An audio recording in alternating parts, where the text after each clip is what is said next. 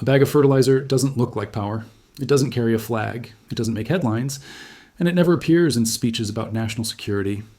Yet for modern civilization, it may be one of the most powerful objects on Earth.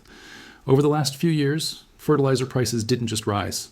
In many countries, they exploded fast enough to rewrite food budgets, government subsidies, and even political outcomes. How did we end up in a world where 3 chemical inputs can shape inflation, interest rates, and social stability across continents? Who benefits when fertilizer becomes scarce, and who pays the price? Because when farmers use less fertilizer, the crisis doesn't stay on the farm. It travels straight into grocery stores, household budgets, and eventually the streets. To understand why fertilizer matters so much, you have to step back from today's inflation charts and look at how the modern world learned to feed itself. For most of human history, agriculture was constrained by soil nutrients. Yields were low, harvests were fragile, and famine was a recurring feature of life. That changed dramatically in the 20th century, when chemistry merged with farming. The Haber-Bosch process made it possible to turn atmospheric nitrogen into ammonia at industrial scale. Phosphate mining expanded. Potash deposits were developed. Together, nitrogen, phosphorus, and potassium became the invisible backbone of the global food system. By some estimates, nearly half of the calories consumed by humans today depend on synthetic fertilizer. Without it, the planet could not support 8 billion people. This chemical foundation of food also created a hidden dependency. Fertilizer is not just another agricultural input. It is energy-intensive, capital-heavy, and geographically concentrated. Nitrogen fertilizer depends heavily on natural gas. Phosphorus comes from a limited number of phosphate rock deposits. Potash is extracted from deep underground mines that take years, sometimes decades, to develop. This means supply cannot respond quickly to shocks. When something goes wrong, prices do not adjust smoothly. They jump. For years, this fragility remained mostly invisible to consumers. Fertilizer markets were volatile, but food systems absorbed the shocks. That changed when energy prices surged, geopolitics hardened, and trade became a weapon. As natural gas prices spiked, the cost of producing ammonia soared. Fertilizer plants in some regions shut down because operating them no longer made economic sense. At the same time, several major exporting countries began to restrict fertilizer shipments, prioritizing domestic food security over global supply. What looked like isolated policy decisions quickly added up to a global squeeze. The mechanics are brutal in their simplicity. Fertilizer prices rise. Farmers face higher input costs. Large agribusinesses may hedge or pass costs forward, but small and medium farmers often cannot. Many reduce fertilizer use. Lower fertilizer application leads to lower yields. Lower yields tighten food supply. Food prices rise. Inflation accelerates. Governments intervene with subsidies or price controls. Budgets strain. Political tensions rise. What begins as a chemical shortage ends as a social problem. The energy link makes this chain even more volatile. Nitrogen fertilizer is, in effect, solidified natural gas. When gas prices double or triple, fertilizer costs follow. This ties food security directly to energy markets and, by extension, to geopolitics. Conflicts that disrupt gas flows ripple into agriculture. Sanctions meant to pressure governments reshape fertilizer trade. Shipping disruptions delay deliveries just long enough to miss planting seasons. Timing matters. In agriculture, a missed window cannot be recovered with money later. This is where geography becomes destiny. Fertilizer production is concentrated in a handful of countries and regions. A small number of exporters dominate nitrogen, phosphate, and potash markets. When these exporters impose restrictions or face internal disruptions, import-dependent countries feel the shock immediately. Many developing nations rely almost entirely on imports for fertilizer.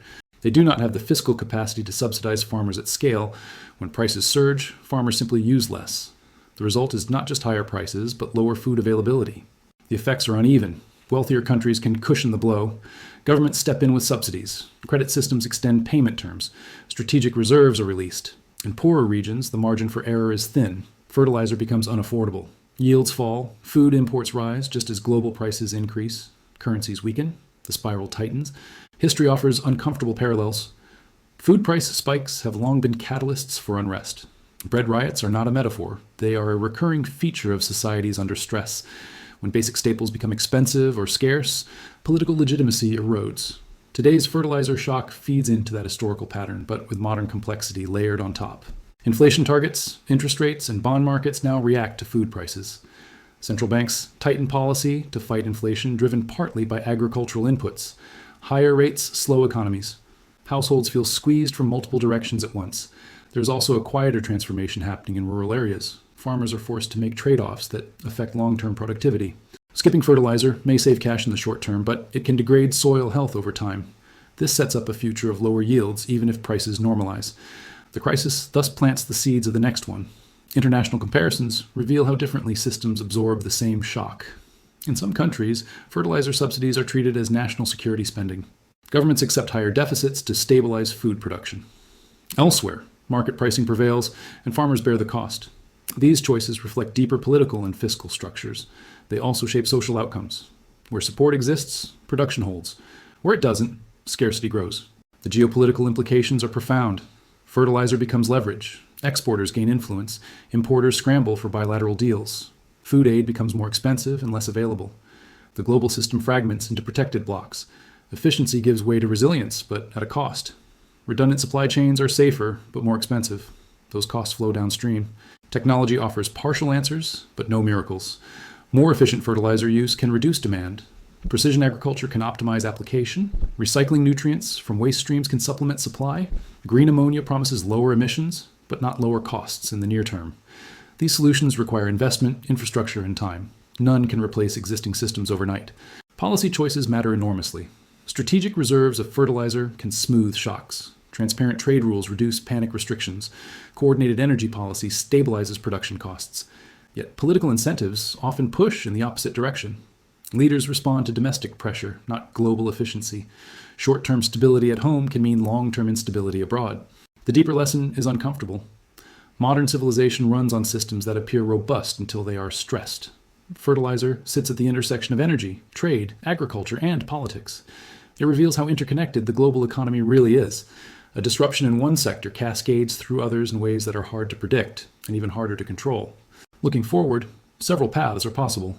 In a best-case scenario, energy markets stabilize, fertilizer production expands, and prices normalize. Governments learn from the shock and invest in resilience. In a darker scenario, fragmentation deepens, trade barriers harden, climate stress adds volatility, fertilizer shortages become recurrent, not exceptional. Food insecurity rises, and with it, political instability. Most likely, the future lies somewhere in between, messy, uneven, and shaped by policy choices made under pressure. At its core, the fertilizer crisis is not just about chemistry or farming. It is about how societies manage dependence. It forces a reckoning with the true cost of feeding the world. Cheap food was never free. It was subsidized by energy, by geology, and by a fragile web of global cooperation. As that web phrase, the bill comes due. The story of fertilizer reminds us that the most important forces shaping our lives are often invisible. They sit far from city centers, deep underground, or behind industrial walls. Yet when they fail, the effects are unmistakable. Higher prices, tighter budgets, angrier politics, and a growing sense that the systems we rely on are less stable than we once believed. In the end, the question is not whether fertilizer will matter in the future. It already does. The real question is whether governments, markets, and societies can adapt fast enough to prevent a chemical bottleneck from becoming a permanent feature of the global economy. Because the next time fertilizer prices spike, the consequences may not be confined to balance sheets and harvest reports. They may define the political and social landscape of an entire decade.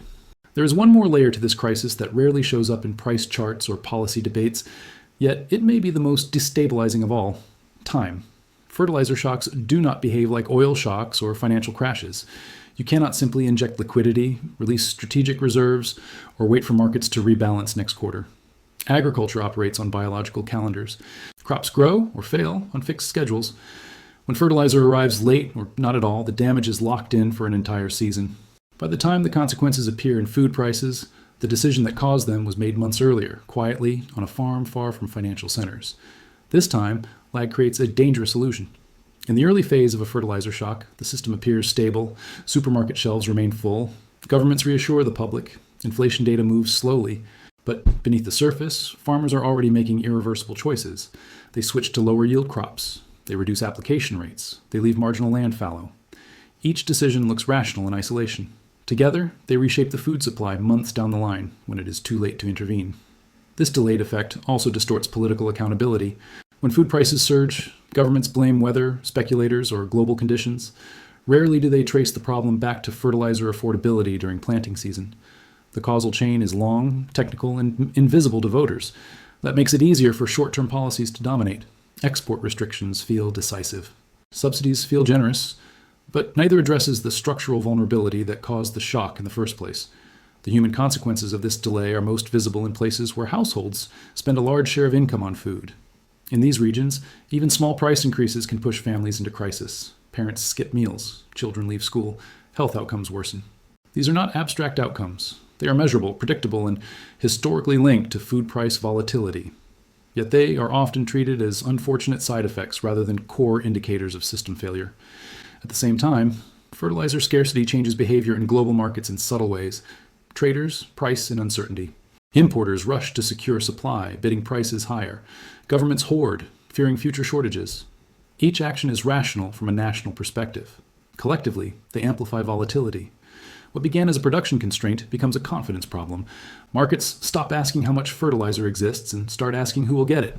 This is where fertilizer quietly intersects with geopolitics in its most consequential form. Control over inputs becomes control over outcomes. Countries with domestic production gain leverage. Those without become vulnerable, not just economically, but politically. Food security turns into a bargaining chip. Aid becomes conditional. Trade becomes transactional in new ways.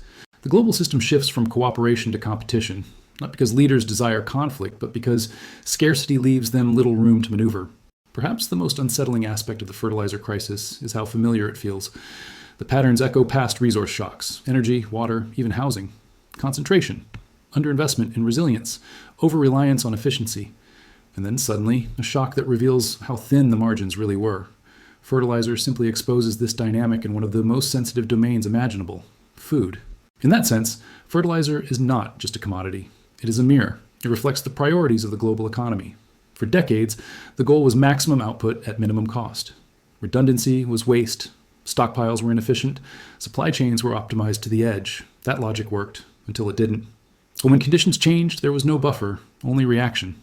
The uncomfortable truth is that feeding the world sustainably may require accepting higher costs, slower efficiency gains, and more political coordination than societies are currently willing to tolerate. It means treating fertilizer not as a background input, but as strategic infrastructure. It means recognizing that stability has a price, and that ignoring that price only defers payment to the most vulnerable. By the time fertilizer scarcity shows up as empty shelves or public unrest, the real decisions are already behind us. The crisis has already happened. What remains is its aftermath, and whether that aftermath becomes a temporary shock or a recurring feature of global life depends less on chemistry than on choices about cooperation, investment, and the kind of economic system we are willing to sustain.